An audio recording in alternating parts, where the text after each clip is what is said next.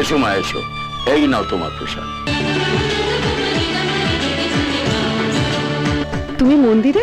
তোমার তো ভগবানের সঙ্গে আধায় কাজ করা। স্বপ্নে কখনো তুমি ওনার নাক ফাটাও, কখনো উনি তোমার মুখ ফাটান। সেটা যতদিন আমি গুন্ডা ছিলাম, কত মানুষের নাক ফাটিয়েছি, মুখ ফাটিয়েছি। এখন সেই মানুষের দায়িত্ব আমার উপর।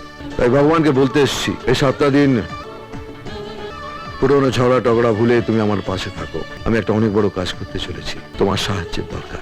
এখন যদি কেউ আমাকে বলে গুন্ডা ফাটাকেষ্টর বউ, আমার খুব ভালো লাগবে গো, আমার খুব ভালো লাগবে। আমি শ্রী কৃষ্ণদেব চ্যাটার্জি ঈশ্বরের নামে শপথ করছি, ভারতীয় সংবিধানের প্রতি পূর্ণ শ্রদ্ধা ও নিষ্ঠা সহ রাজ্যের স্বরাষ্ট্রমন্ত্রী হিসেবে নিজের দায়িত্ব ও কর্তব্য পরিপূর্ণভাবে পালন করব।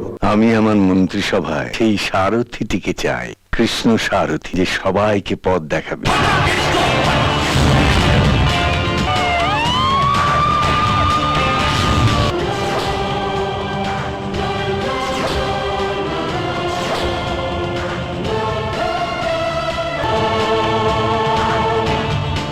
বসুন।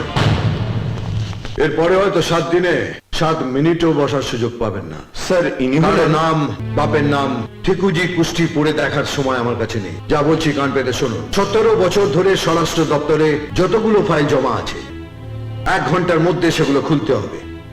সমস্ত থানার সামনে, সরকারি দপ্তরের বাইরে, রাস্তার মোড়ে একটা করে কমপ্লেন বক্স বসিয়ে দিন।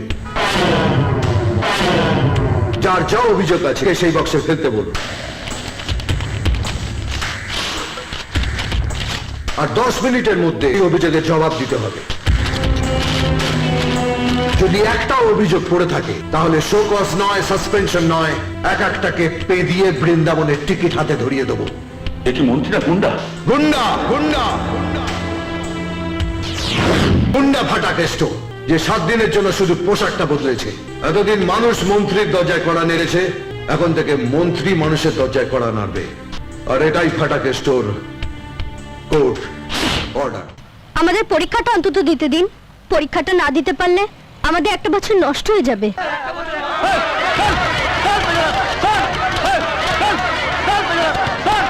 পরীক্ষা দিতে হবে না, ইউনিয়ন থেকে তোমাদের পাস করিয়ে দেওয়া হবে। নম্বর আমরা দিয়ে দেবো। যতক্ষণ না প্রিন্সিপাল এসে আমাদের সাসপেনশন তুলবে, ততক্ষণ ভেতরে কাউকে ঢুকতে দেবো না। মোবাইল স্বরাষ্ট্র দপ্তর।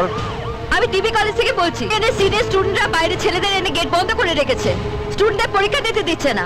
ডিবি কলেজের ইউনিয়নের ছেলেরা স্টুডেন্টদের পরীক্ষা দিতে দিচ্ছে না। ওই কলেজের ইউনিয়ন চালায় স্যার রণদে পালের ছেলেপুলেরা। এই যে প্রিন্সিপালকে ঘাট ধরে বাইরে নিয়ে আয়।